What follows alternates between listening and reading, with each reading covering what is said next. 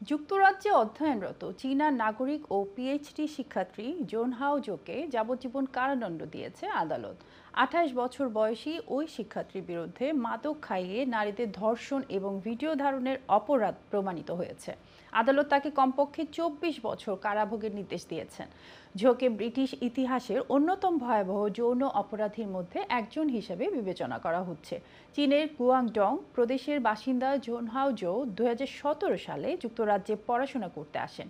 তিনি প্রথমে queen's university বেলফাস্টে পড়াশোনা করেন।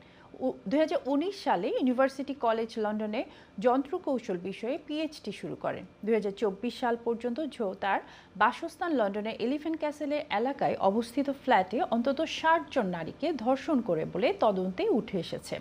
বেশিরভাগ ভুক্তভোগীই ছিলেন চীনা বংশোদ্ভূত।